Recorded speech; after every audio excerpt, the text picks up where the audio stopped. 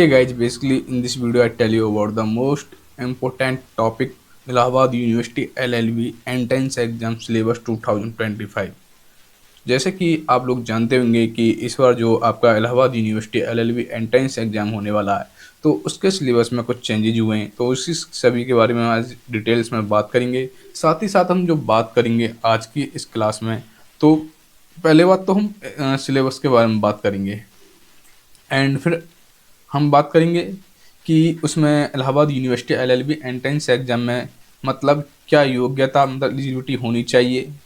Syllabus paper pattern के बारे में बात करेंगे, कट ऑफ के बारे में बात करेंगे, फीस के बारे में बात करेंगे, सीट्स के बारे में बात करेंगे एंड हाउ टू प्रिपेयर, अपनी तैयारी कैसे करें Allahabad university LLB entrance exam के लिए, उन सभी के बारे में आज हम बात करेंगे। एंड जैसे कि आप लोग जानते हैं कि एलएलबी टू टाइप्स होती है, एक होती है आपकी बी एलएलबी और एक होती है एलएलबी। बी एलएलबी जो होती है आपकी वो 5 साल की डिग्री होती है और जो स्पेशल एलएलबी डिग्री होती है वो 3 साल की होती है। बी एलएलबी आपकी 12th के बाद की जाती है और एलएलबी आपकी ग्रेजुएशन के बाद की जाती है।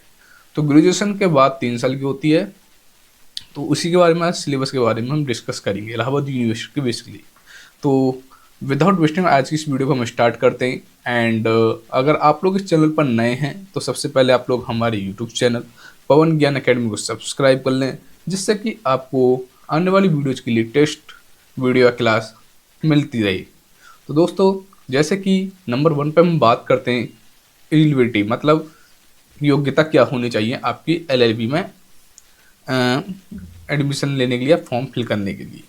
तो बेसिकली एलएलबी के लिए जो आपको ग्रेजुएशन कंपलसरी है, आप चाहे किसी भी स्ट्रीम से, किसी से भी आपने आपने अपनी एलएलबी की हो, बस आपको ग्रेजुएट होना चाहिए। क्योंकि जो आपकी एलएलबी है ये एक मास्टर डिग्री है, तो इसके लिए आपको ग्रेजुएशन तो कंपलसरी होता है। लेकिन ग्रेजुएशन के साथ साथ उसमें आपका परसेंटेज भी मायने रखता है कि आपकी कैटेगरी के वाइज मतलब कितनी मतलब आपकी परसेंटेज होनी चाहिए ग्रेजुएशन में। जैसे कि जनरल के लिए आपकी 45 परसेंटेज होनी चाहिए आपकी ग्रेजुएशन में।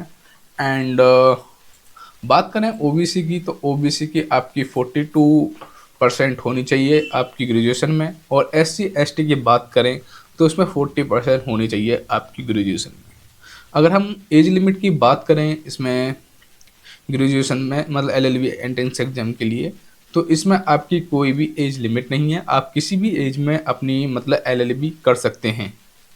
तो ये तो रही आपकी मतलब योग्यता के बारे में कि आपके एलएलबी एंट्रेंस एग्जाम देने के लिए क्या योग्यता होनी चाहिए। एंड अब बात करते हैं हम पेपर पैटर्न के बारे में। पेपर पैटर्न के बारे में बात करेंगे कि आपका पेपर पैटर्न क्या होगा। तो बेसिकली आपके जो LLB entrance exam Allahabad university में जो आपके क्वेश्चंस आते हैं वो 150 क्वेश्चंस आते हैं। कितने आते हैं? 150 क्वेश्चंस आते हैं। 150 क्वेश्चंस आने के साथ साथ जो आपका क्वेश्चन को टाइप होता है वो एमसीक्यू बेस्ड आपके क्वेश्चन आते हैं, मतलब मल्टीपल चॉइस क्वेश्चन। मतलब आपके एक क्वेश्चन आपको दिया होगा, उसके नीचे आपके 4 ऑप्शन होंगे, 4 ऑप्शनों में से एक राइट आंसर होगा, उसी राइट आंसर को आपको ओएमआर शीट में फिल करना होता है।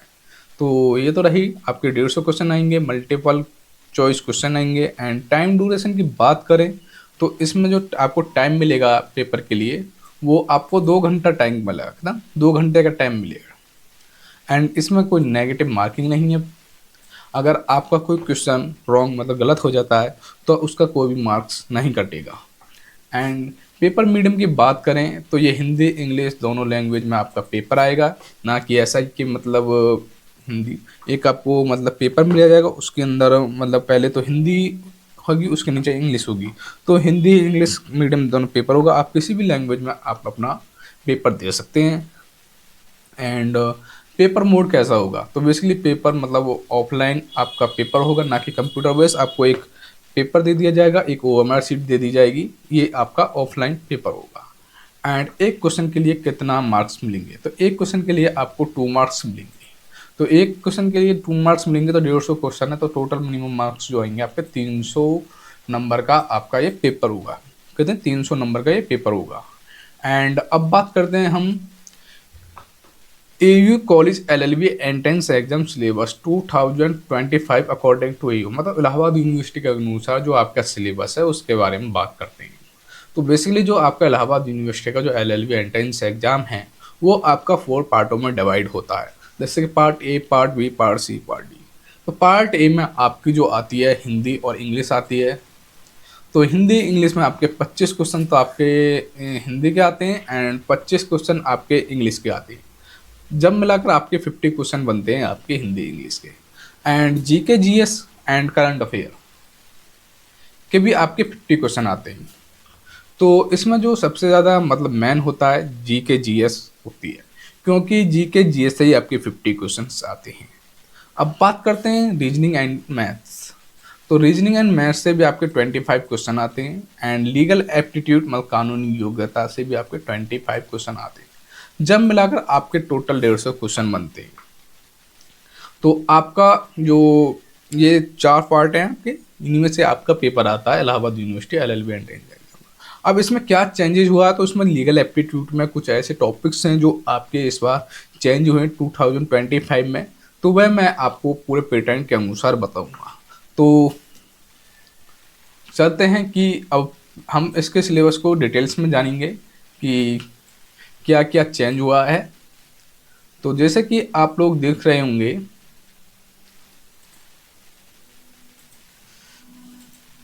तो सिलेबस पहले हम बात करते हैं हिंदी एवं पाठबोधन।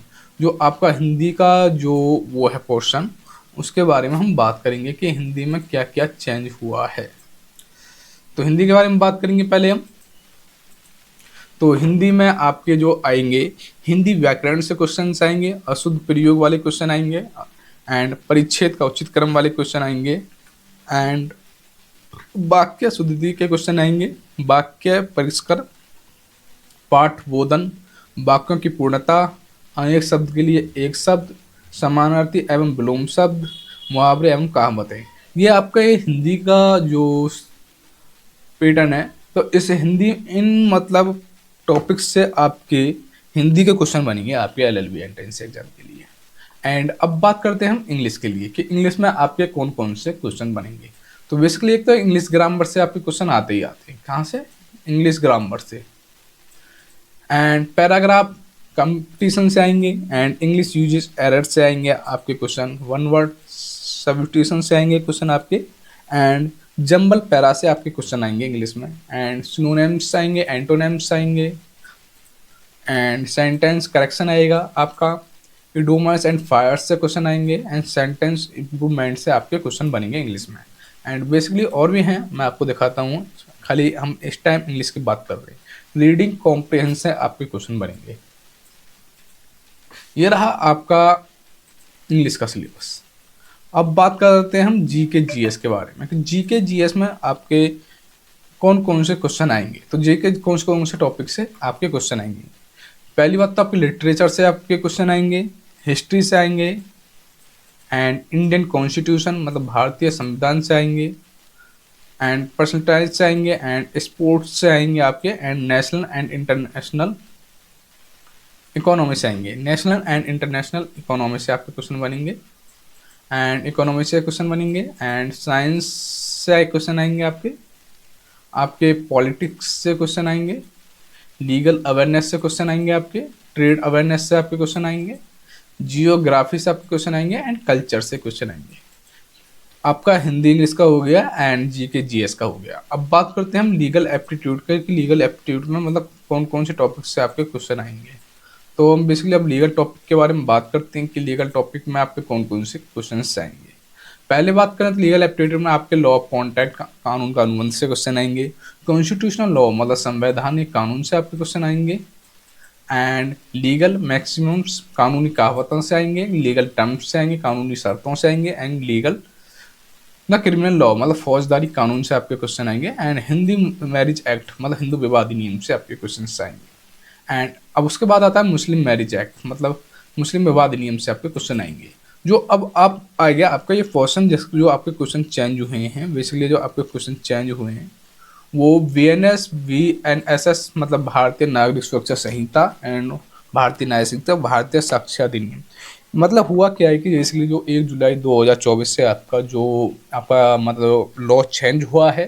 जैसे कि IPC की जगह हमने VNS भारतीय न्याय संहिता को रख दिया है। सीआरपीसी की जगह हमने भारतीय नागरिक सुरक्षा संहिता रख दिया है, और एविडेंस एक्ट मतलब भारतीय साक्ष्य अधिनियम। ये 3 जो आपके लॉ हैं ये चेंज किए गए हैं, और इन्हीं तीनों जो लॉ हैं इन्हीं से आपके क्वेश्चंस आएंगे 2025। तो बेसिकली ये इनके बारे में अलग से पूरी डिटेल तीनों मतलब पेटर्न के बारे में, मतलब तीनों टॉपिक्स के बारे में मैं अलग से एक सेपरेट वीडियो बना दूंगा पूरा, मतलब कौन कौन से ऐसे इंपॉर्टेंट क्वेश्चन जो उसमें आ सकते हैं, कैसे अपनी प्रिपरेशन करें इन टॉपिक्स से, उसके लिए मैं एक सेपरेट वीडियो बना दूंगा। तो आप वहाँ से जाके देख सकते हैं। बेसिकली जो चेंजेस हुए हैं वो ये हुए हैं, मैंने आपको बता दिया। एंड अब बात करते हैं हम लॉजिकल रीजनिंग के बारे में। कौन से टॉपिक? लॉजिकल रीजनिंग सिलेबस के बारे में।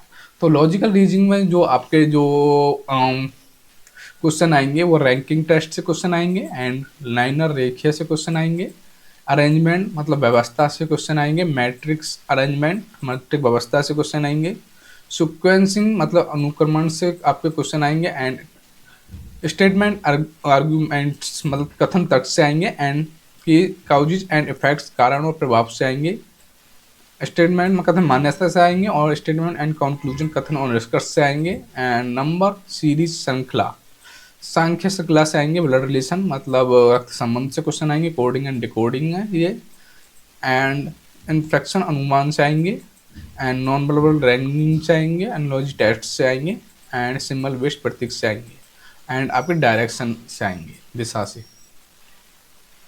एनालाइज रीजनिंग विषम तक से आएंगे। अब बात करते हैं हम जनरल एप्टीट्यूड के बारे में। तो जनरल एप्टीट्यूड से जो आपके जो क्वेश्चन आएंगे वो आएंगे, एक तो आपका क्लॉक मतलब मैथ्स और रीजनिंग के बारे में बात कर रहा हूँ।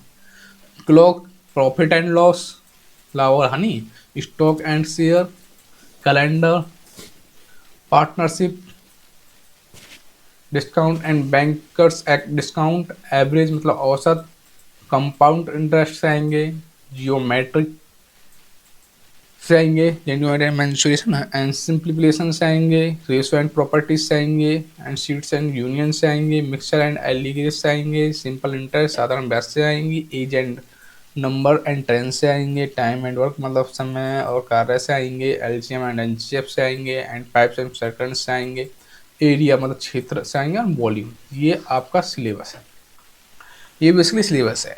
अब हम पहुँचते हैं पहले जहाँ पर पे हम थे कि ये आपके जो 4 टॉपिक हैं इन्हीं से बेसिकली आपके क्वेश्चन पूछ जाएंगे। एंड हाँ, हम पहले वहीं पे चलते हैं जहाँ पे हमारा वो था। थोड़ा सा जूम आउट कर लेते हैं। हाँ, तो हमने इस वीडियो में अपने सिलेबस के बारे में बात कर ली कि आपका सिलेबस क्या होगा, एंड एलिजिबिलिटी मतलब योग्यता के बारे में बात कर ली। अब बात करते हैं हाउ टू प्रिपेयर, तैयारी कैसे करें, कट ऑफ कितनी जाएगी, फीस क्या होगी। तो हम बात करते हैं कि तैयारी कैसे करें। तो तैयारी के लिए सबसे पहले आपको जितने भी प्रीवियस क्वेश्चन पेपर हुए हैं Allahabad university LLB entrance exam के, वो सॉल्व करने होंगे। बेसिकली आपको प्रीवियस क्वेश्चन कहीं पर भी नहीं मिलेंगे, आप मेरी प्लेलिस्ट में जाके देख सकते हैं, नीचे डिस्क्रिप्शन में जाके देख सकते हैं कि मैंने Allahabad university LLB entrance exam के प्रीवियस क्वेश्चन पेपर पहले ही अपने चैनल पर करा रखे हैं। एंड साथ में नंबर 2 पर जो आता है, आप जितने ज़्यादा हो सके प्रैक्टिस सेट करिए। और रही उसके लिए जीके जीएस के लिए आप क्या करें कि एक लूसेंट की बुक ले लें, लूसेंट से आप जीके जीएस कर सकते हैं, एंड हिंदी भी आप लूसेंट से ही कर सकते हैं, हिंदी इंग्लिश दोनों भी, उनकी एक सेपरेट अलग बुक आती है। तो इन दोनों चीज़ों को तो जीके जीएस हिंदी इंग्लिश से आपकी लूसेंट से कर सकते हैं। रही आपकी रीजनिंग के बारे में, रीजनिंग के ही मैंने मतलब एक अलग से सेपरेट वीडियो बनाऊंगा, वहाँ से आप रीजनिंग की मतलब समझ सकते हैं। रही बात अब लास्ट 6 करंट अफेयर के जो पेपर होते हैं, उससे पहले लास्ट 6 मंथ के करंट अफेयर कर लें। करंट अफेयर में भी नेशनल एंड इंटरनेशनल मतलब राष्ट्रीय और अंतर्राष्ट्रीय मुद्दे से रिलेटेड काफ़ी मतलब जो क्वेश्चंस आते हैं। एंड ये तो हो गया उसकी बात। अब बात करें कट ऑफ कितनी जाती है। तो बेसिकली जो आपके 300 मार्क्स से तो आपका पेपर आता है, कम से कम आपके 190 या 200 से ऊपर मार्क्स होंगे तो ये आपको मतलब एडमिशन मिलेगा। अंदाज़ा मतलब 190 के ऊपर तो ही होने चाहिए आपके एडमिशन, तभी मिल सकता है आपको इलाहाबाद यूनिवर्सिटी में। तो अगर आप चाहते हैं कि मैं Allahabad university LLB entrance exam पर अलग से प्रैक्टिस सेट और इम्पोर्टेंट क्वेश्चन कराऊं तो कमेंट बॉक्स में ज़रूर लिख दें। एंड कब से मैं अपनी ये क्लास अपलोड करूं अपने इस यूट्यूब चैनल पर, तो आपको कमेंट बॉक्स में मिलते हैं। और कमेंट बॉक्स में ज़रूर लिखें कि आप कौन से एंट्रेंस एग्जाम की प्रिपरेशन कर रहे हैं, कौन कौन से आपने फिल करे हैं या कौन कौन से की आप प्रिपरेशन कर रहे हैं। तो दोस्तों मिलते हैं नेक्स्ट वीडियो में। Thanks for watching this video.